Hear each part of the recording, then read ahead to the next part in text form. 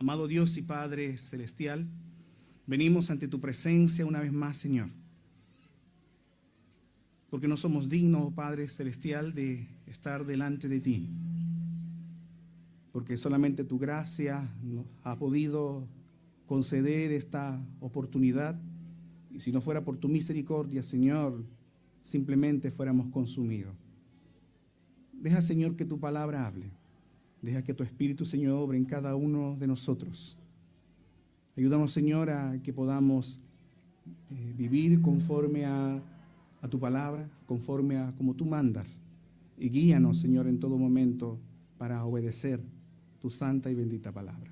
En Cristo Jesús. Amén.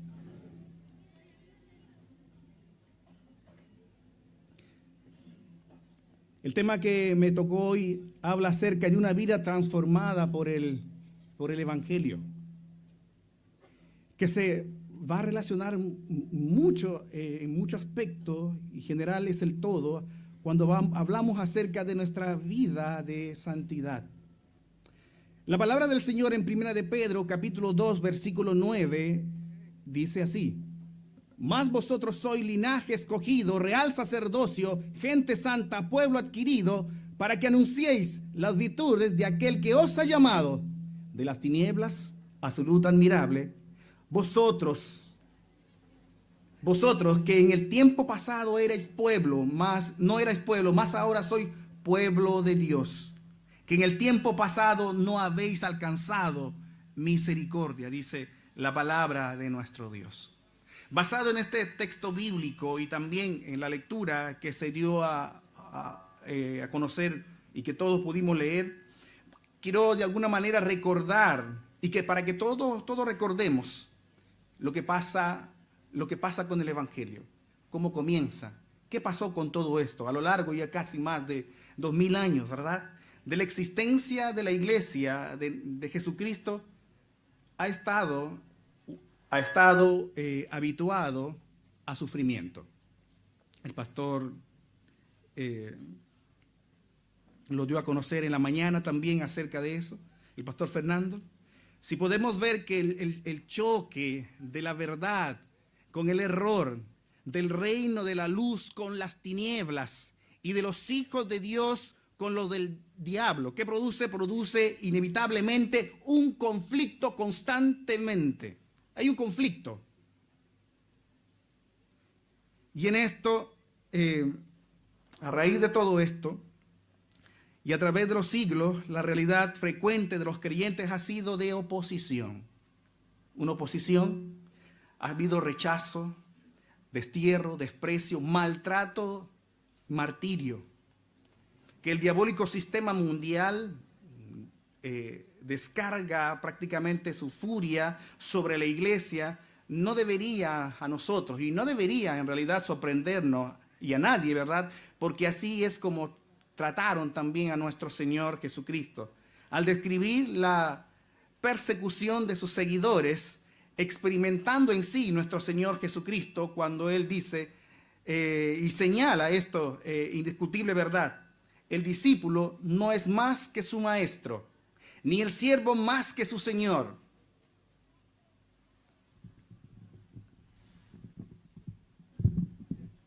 Le acerco, le alejo, ¿qué le hago? Ya, ahí. Yo grito un poco, así que, hermano, yo grito un poco. Que además en tantas señas que no entiendo. Y la palabra del Señor dice: si el siervo... me cortaron. El discípulo no es más que su maestro, ni el siervo más que su señor. Basta al discípulo ser como su maestro y el siervo como su señor. Si al padre de familia llamaron Belzebú, ¿cuánto más a los de su casa? Siglo antes, ¿verdad?, de su nacimiento, Isaías ya predijo que Cristo sería, ¿qué cosa? Despreciado. Recuérdese, despreciado, desechado entre los hombres. Era prácticamente un varón de dolores, que él había experimentado también el quebranto, dice la palabra del Señor. O sea, el apóstol Juan también indica el rechazo, ¿verdad?, al Señor por parte del mundo pecador.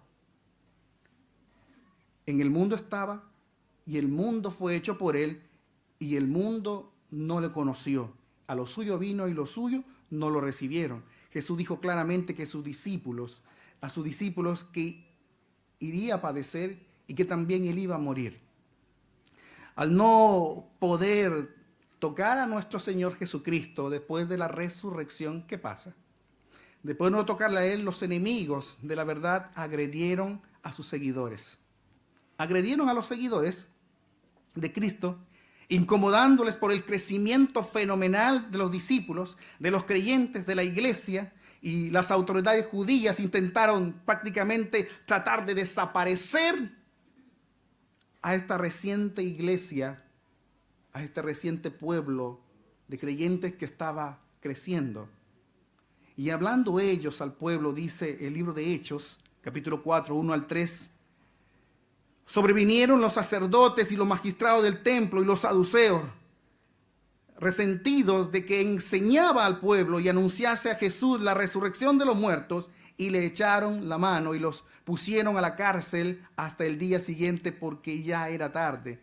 Al día siguiente el concilio nuevamente se ordenó y les indicó que ellos no deberían seguir predicando acerca de Jesús. ¿Eso los desanimó? Absolutamente no. Ellos continuaron predicando la palabra. Entonces, dice, levantándose el príncipe de los sacerdotes y todos los que estaban con él, que es de la secta de los saduceos, se llenaron de celo y echaron la mano a los apóstoles y pusieron en la cárcel pública a estos discípulos. Milagrosamente, la palabra del Señor nos enseña que ellos fueron librados. Pedro y Juan fueron al templo, se reunieron y comenzaron a predicar el evangelio. Arrastrados ante el concilio por segunda vez, los apóstoles ordenó de nuevo que dejaran de predicar el nombre de Jesús y prácticamente fueron amenazados y fueron obviamente castigados. Con el paso del tiempo, la persecución de la iglesia se volvió más organizada. Generaliza también la sanguinaria, ¿verdad? Y comenzó aquí una terrible matanza de persecución contra la iglesia. Posteriormente, ante todo esto, bajo la Iglesia Católica Romana, que fue reemplazado después por la Roma imperial como la potencia dominada en la Edad Media, la persecución se desató de nuevo. Los horrores de la Inquisición. Vino tras de esto la masacre de San Bartolomé y luego reformado. Podemos ver ahí, ¿verdad?, que a Juan Hus, como también a William Tyndale, todos ellos fueron martirizados. Todo esto, hermano, mientras Pedro escribía esta epístola, ya se estaban acumulando los cimientos deslumbrantes de la primera gran estallido de persecución oficial. Y recordamos que Roma fue quemado por Nerón. ¿Y a quién le echaron la culpa? A los cristianos. ¿Y por qué le echaron la culpa a los cristianos? ¿Por qué le echaron la culpa? Porque alguien había que escuchar, porque ellos no se iban a someter al dominio, simplemente porque no iban a adorar. No iban a adorar, en este caso, al emperador. Y aquí podemos, hermanos, recordar, no podemos olvidar la historia. No podemos olvidar la razón por la cual nosotros nos encontramos aquí. No es porque no nos inscribimos, ¿verdad?, en un club social o en algún congreso de capacitación laboral para recibir instrucciones y cómo desempeñarnos mejor en nuestro campo laboral. No venimos aquí a recibir o simplemente a escuchar cosas para después irnos sin que nuestra vida pudiera actuar de la mejor manera como creyentes, como cristianos, como hijos de Dios. Estamos aquí para adorar y servir a quien dio su vida para rescatarnos, sin que nosotros lo merezcamos. Él murió por nosotros, al perfecto sustituto de los creyentes en el sufrimiento que es nuestro Señor Jesucristo. Porque Cristo es nuestro perfecto sustituto de los creyentes en su sufrimiento. Y eso ¿cuánto vale en cuanto a nuestra vida como creyente? ¿Cuánto valoramos eso nosotros? ¿Cuánto valoramos el sacrificio que hizo nuestro Señor Jesucristo? ¿Cuánto valor tiene para usted? El cual mismo llevó, dice, nuestros pecados en su cuerpo sobre el madero, para que nosotros, siendo muertos a los pecados, vivamos a la justicia, por la herida de cual habéis sido sanados, dice la palabra del Señor. La redención es sustitutiva, porque significa que Cristo pagó el precio que nosotros no podíamos pagar. Lo pagó en nuestro lugar. ¿Y cómo quedamos? Quedamos libres. Quedamos libres. La justificación interpreta nuestra salvación de manera judicial, y como lo ve el Nuevo Testamento, Cristo asumió nuestra responsabilidad legal. Nuestra responsabilidad legal lo tomó en nuestro lugar. Reconciliación significa hacer que las personas se integren al quitar la causa de la hostilidad. En este caso, hermanos, la causa es el pecado. Esa es la causa. La causa es el pecado, y Cristo quitó esa causa por nosotros. No podíamos tratar nosotros con el pecado. Él pudo y lo hizo. Y lo hizo de tal manera que no nos es contado. Pues la obra de nuestro Señor Jesucristo se manifiesta en 1 de Pedro, capítulo 1, del 7 al 25, recordándonos de dónde fuimos rescatados y a qué precio fuimos rescatados. Y la pregunta es, ¿cuánto valora usted eso? La propiciación nos enseña hacia la eliminación de la ira divina, y Cristo logró esto al soportar la ira por nosotros. Fue nuestros pecados lo que trajo esa ira, y fue Él quien la llevó. ¿Había un precio que pagar? Sí, Él lo pagó. Había una victoria que deberíamos ganar, Él la ganó. Había un castigo que deberíamos nosotros soportar, Él la soportó. Había un juicio que debía enfrentarse, Él enfrentó. En otras palabras, hermanos, dicho con claridad, si Cristo no es mi sustituto, aún ocupo el lugar de un pecador condenado. Si mis pecados y mi culpa no son transferidas a Él, y si Él no las llevó sobre sí, entonces con toda seguridad permanecen conmigo. Si Él no lidió con mis pecados, yo debo enfrentar entonces estas consecuencias. Si Él no llevó mi castigo, aún se ciernen sobre mí. ¿Todos aquí son salvos? Algunos. ¿Por qué, hermanos? Porque el Señor ha hecho una elección. Él ha hecho una elección. Y la pregunta sería, ¿el Señor ha sido consecuente con esa elección? ¿Él ha sido consecuente con la salvación? Pues claro que sí, porque Él ha cumplido su pacto, ha cumplido con su pueblo, ha cumplido con cada uno de nosotros, ha sido consecuente con su llamado a su pueblo. ¿Cuán consecuentes somos nosotros con ese llamado que el Señor ha hecho en cuanto a vivir para Él? Él ha sido consecuente. ¿Cómo cuenta contigo la consecuencia de Dios para con tu vida? Dios pone aparte a los creyentes principalmente para que tengan una relación con Él. Una relación con Él. Nuestra relación con Él y el servicio que a Él fluye de esa relación. En otras palabras, ¿cuánto conocemos a aquel que murió por nuestros pecados? En otras palabras, ¿cuánto conocemos a Dios que dio a su Hijo para que nosotros pudiéramos ser salvos? ¿Cuánto lo valora? Es importante que como creyentes comprendamos que la salvación se basa en el propósito soberano de la elección por parte de nuestro Dios de manera clara e implícita, que la Biblia presenta esto como algo inconfundible. Hermanos, y la elección es el gran privilegio del cual se debería que todos los demás privilegios espirituales, que el Señor nos haya elegido, que el Señor le ha tomado en consideración sin que nosotros lo merezcamos. Por eso digo, ¿verdad?, que es el más grande privilegio del cual se deberían todos los demás privilegios espirituales. ¿Por qué nosotros nos resistimos ¿Por qué nosotros nos resistimos a servir, a vivir para el Señor? ¿Por qué nos resistimos como creyentes? ¿Por qué cuestionamos nuestra vida cristiana? ¿Por qué cuestionamos constantemente nuestra relación con el Señor?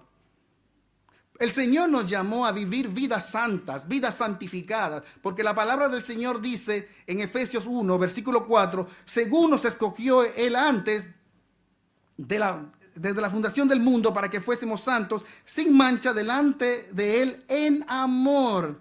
Los creyentes han sido llamados a salir del mundo para procurar la salvación. ¿Qué es lo que nosotros hacemos? Cuestionamos lo que la palabra del Señor dice. Según nos escogió en Él antes de la fundación del mundo para que fuésemos santos sin mancha delante de Él en amor. ¿Y qué hacemos nosotros con eso? Lo cuestionamos. Cuestionamos nuestra fe. Los hijos cuestionan la fe de sus padres. Luchan con eso constantemente. Si son o no son, o si no quieren ser, o si no quieren vivir con ello, porque muchas veces parece un tropiezo para ellos el ser un hijo de Dios sin conocer el valor. O sea, nosotros como padres no fuimos llamados solo a quedarnos tranquilos con que ellos reciban el mensaje de salvación y creemos que la tarea está hecha.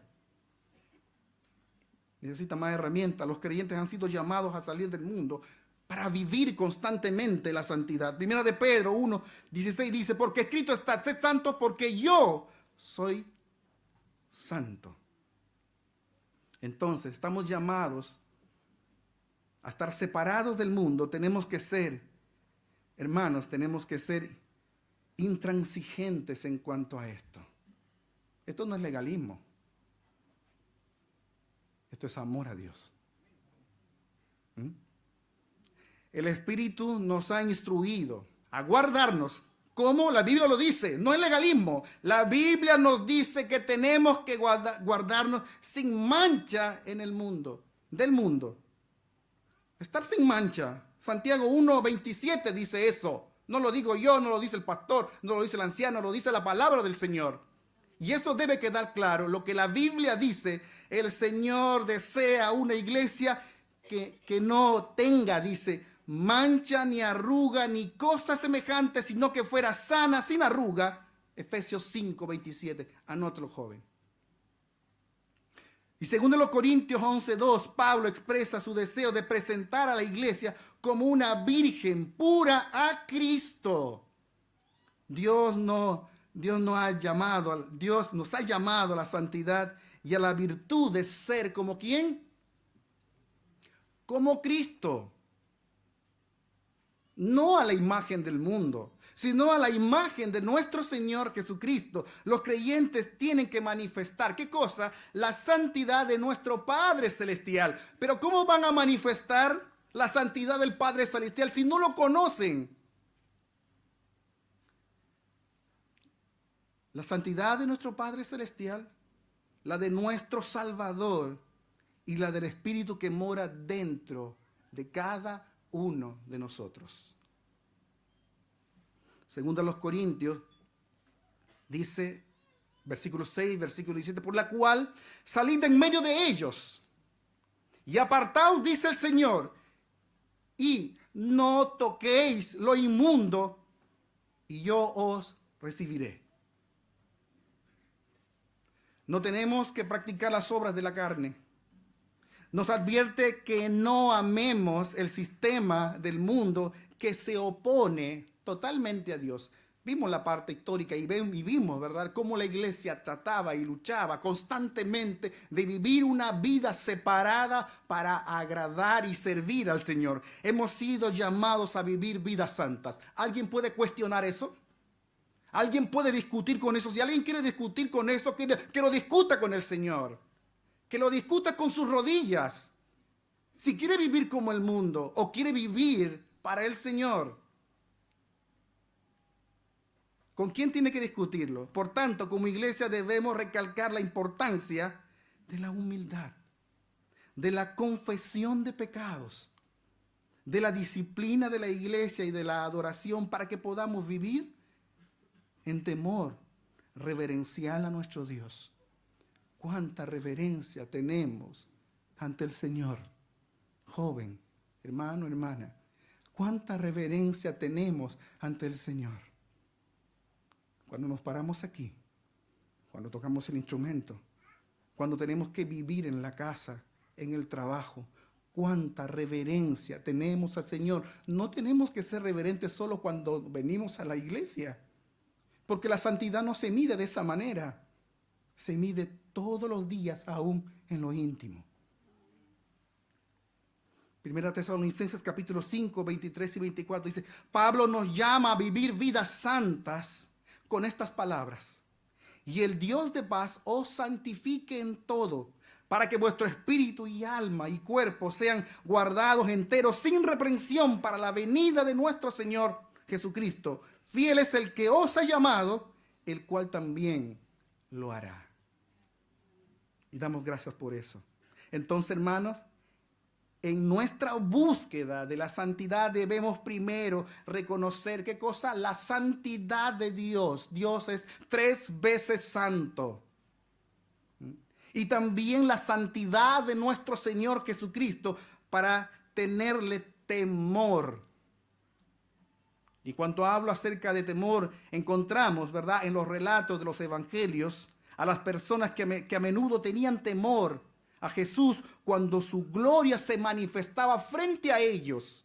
¿Cuánto temor tenemos nosotros? Marcos capítulo 9, 5, 6 dice, entonces respondió Pedro, dice Jesús, Maestro, bien será que nos quedemos aquí y hagamos 3 pabellones para ti y uno, y para Moisés y otro, y para Elías otro, porque no sabía lo que hablaba, que estaban espantados.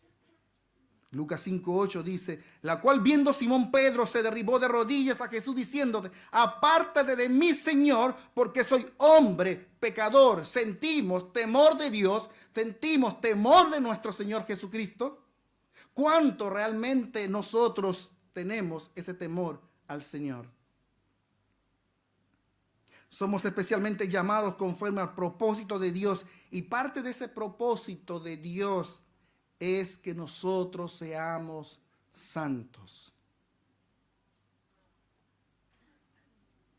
Y somos santos. No porque lo diga yo, lo diga el pastor, es porque el Señor nos llama a esa santidad. Soy un hijo de Dios. Y digo que yo soy evangélico, me presento como evangélico, y ahora la pregunta es, ¿vivo como evangélico? ¿Vivo como hijo de Dios? ¿Vivo como mi referente principal, como Jesucristo representante aquí en la tierra? Porque, estimado hermano, nosotros no podemos separar el evangelio, de nuestra vida. Nosotros no podemos separar la santidad del evangelio. Estas dos cosas están unidas, no lo podemos separar. Usted no puede separar esto. No puede separar la vida espiritual, su vida de santidad, del evangelio. No lo puede hacer. No tenemos doble vida. ¿O sí tiene? Primera de Pedro capítulo 2, 11, 20 dice, amaos, yo os ruego, como extranjeros y peregrinos, os abstengáis de los deseos carnales que batallan contra el alma, teniendo vuestra conversación honesta entre los gentiles, para que en lo que ellos murmuran de vosotros, como de malhechores, glorifiquen a Dios en aquel día de la visitación, estimando las buenas obras, dice la palabra de Dios. No podemos decir que somos evangélicos, creyentes, cristianos, si no vivimos vidas santas. Si le está echando a perder, no diga que es creyente, hermano. Vidas separadas. ¿Y eso qué significa? Significa que nos identificamos con el evangelio propiamente, que Jesucristo es el motivo y la razón de nuestra vida cotidiana. Nuestra santidad lo vivimos, ¿dónde? Aquí, precisamente aquí, en la iglesia, en la casa, en el trabajo y en todas partes. Y en todas partes. No podemos separar nuestra vida santa del Evangelio.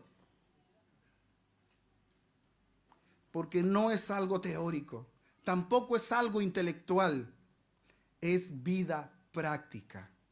Y esto es claramente, es el todo de un verdadero cristiano, de un verdadero creyente.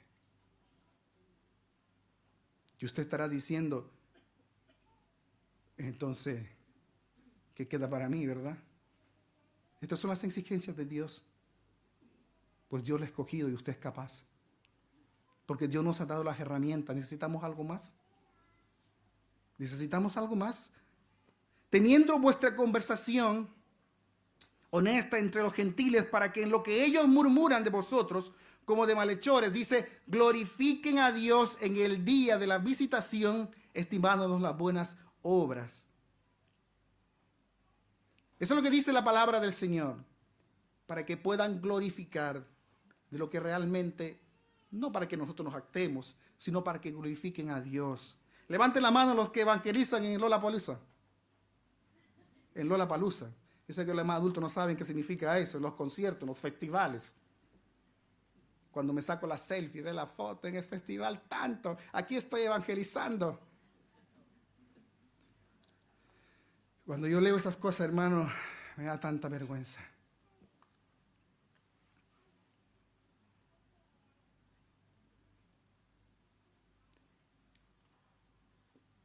Y eso, hermano, ¿qué dice? Ese tipo de conducta, ¿verdad? De un cristiano, de un creyente separado de Dios. Esa es la conducta. Porque más adelante vamos a ver el porqué de las razones que nosotros no debemos y debemos nosotros desechar todo lo que realmente impide que el Evangelio que se presentó en la mañana impide que crezca. Porque muchas veces nosotros olvidamos a quién pertenecemos y creemos que nosotros podemos envolvernos en el mundo y vivir como el mundo. El motivo, ¿verdad? En cuanto a esto, con lo que acabo de decir, el que estemos en este mundo no quiere decir que estemos inmersos en las costumbres mundanas, porque si esto fuera así, dejamos de ser extranjeros, dejamos de ser peregrinos, como dice el apóstol Pedro. Abraham y Lot son ejemplos que nosotros podemos destacar de cómo los hombres pueden ser extranjeros y luego dejar de serlo. ¿Qué pasó con Lot? No necesito contarle la historia. Y si no lo sabe, tome su Biblia y lea, se encuentra en el libro de Génesis. Pedro declara, ustedes no solo son cristianos extranjeros, sino que también son peregrinos. Y un peregrino es un extranjero en su camino de un lugar a otro, es alguien que pasa por el camino. Recuerde siempre, hermanos, que un cristiano está en camino. No está donde comenzó, ni está en su destino, solo está de paso. Solo está de paso, y en este mundo estamos de paso. ¿Y qué estamos haciendo mientras nosotros estamos pasando? ¿Qué estamos haciendo? ¿Para quién está viviendo? ¿A quién está glorificando? ¿A quién está testificando? ¿Cómo está viviendo y para quién lo está haciendo?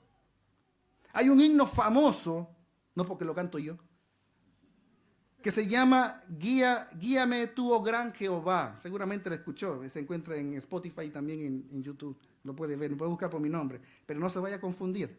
Recuerda este himno famoso Gales de William Williams del año 1717. Dice, guíame tú, gran Jehová, guíame tú, gran Jehová. Peregrino soy en esta tierra, dice este himno. Débil soy, mas tú eres poderoso.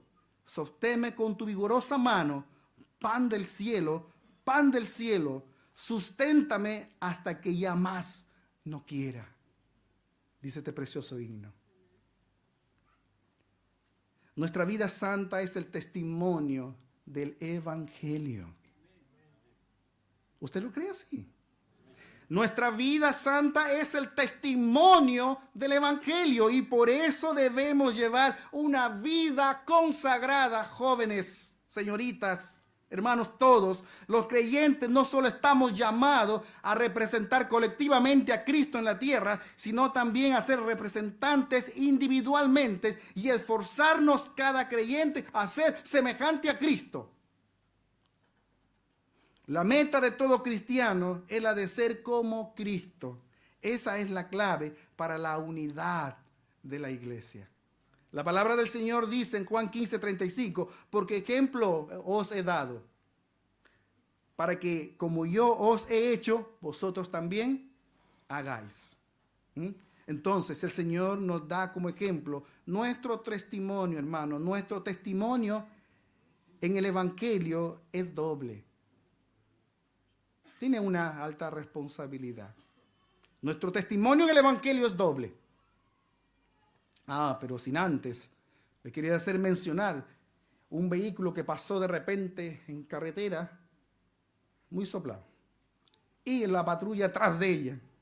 Y la patrulla trató de interceptar al vehículo y el vehículo seguía lo más rápido posible y lograron alcanzar a este vehículo.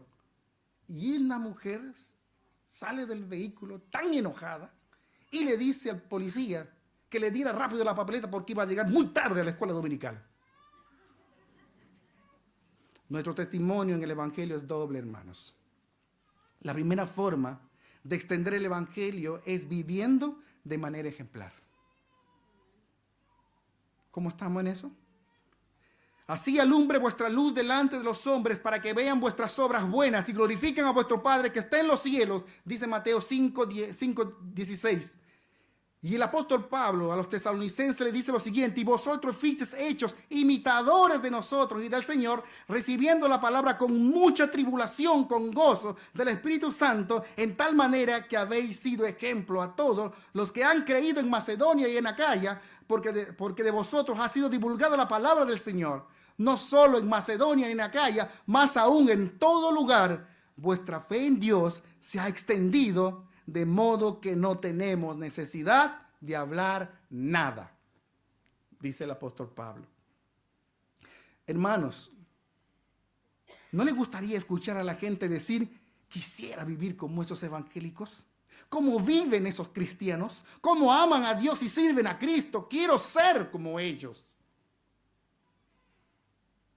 ¿No le gustaría a usted?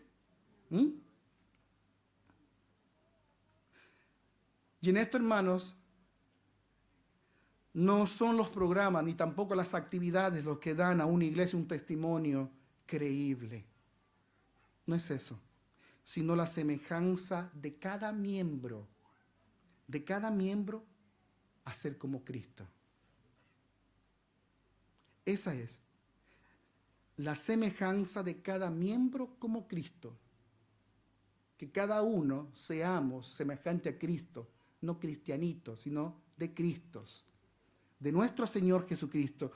Pablo le dice a los tesalonicenses: porque ellos cuentan de nosotros cuál entrada tuvimos a vosotros y cómo os convertir de los ídolos a Dios para servir al Dios vivo y verdadero. Entonces, la primera forma era extender el Evangelio, es viviendo de manera ejemplar. Tú, joven que te encuentras en la universidad, debes vivir ejemplarmente porque el Señor te manda. Tú, joven que estás en la escuela, debes vivir ejemplarmente porque el Señor es el que te manda. Y a ti, hermano y hermana, en el trabajo, en la casa, debes vivir ejemplarmente porque el Señor te lo manda. Ser un buen esposo, ser una buena esposa para el Señor, para que tus hijos también glorifiquen a Dios, de que en verdad todos somos hijos del Dios Altísimo y testificamos dentro y fuera de nuestro entorno. Así se predica el Evangelio. Se predica de manera ejemplar, con el ejemplo. Y decía la otra parte, la segunda forma es de extender el Evangelio por medio del testimonio verbal de la palabra. Que ellos vean nuestra vida es importante, pero no se convertirán al Evangelio si nosotros no le hablamos de Cristo. ¿Estamos preparados para eso? ¿Está preparado para eso? Y la segunda forma, ¿usted está preparado para hablar a alguien de Cristo? En la mañana se habló en el taller la forma de cómo podemos predicar el Evangelio.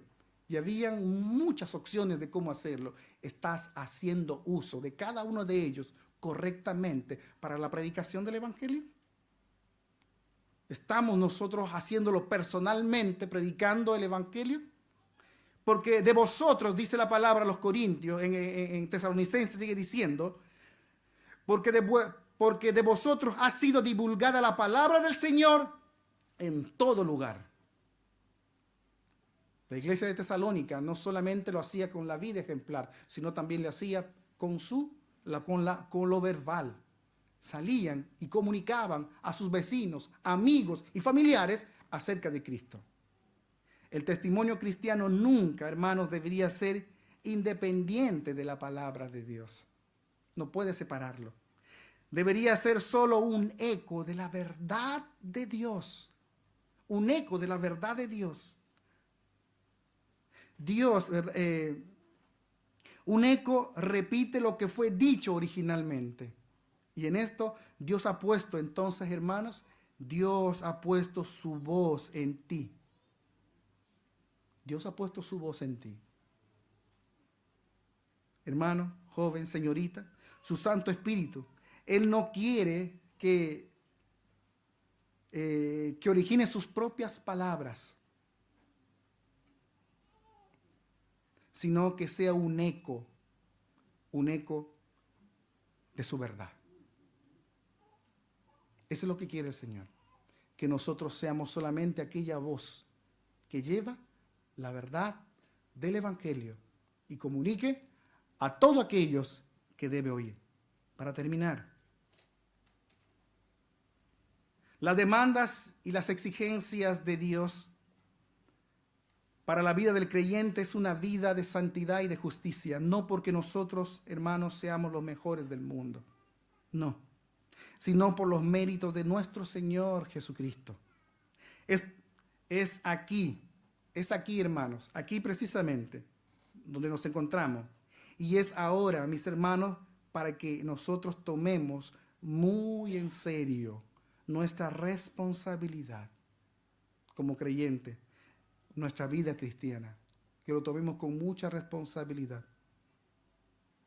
Que esto no sea un congreso más, algo que lo hacemos cada año por tradición. Que cada uno de nosotros pueda volver y saber la gran responsabilidad que tiene delante del Señor y lo que tiene que hacer. Tiene que tomar en serio su vida espiritual, la santidad de Dios sobre su vida. ¿Estás preparado para eso? ¿Estás preparado para eso? Si no lo está, debemos preparar nuestras vidas. Porque un día el Señor llamará a cuenta a cada uno de nosotros de lo que ha entregado en nuestras manos. Tito, capítulo 2, versículo 7, y el versículo 10 dice, muéstrate en todo por ejemplo de buenas obras.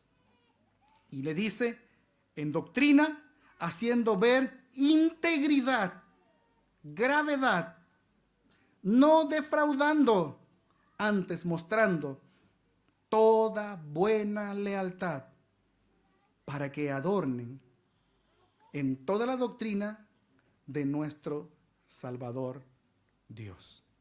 Que el Señor nos ayude a hacer un buen testimonio del Evangelio en esta tierra.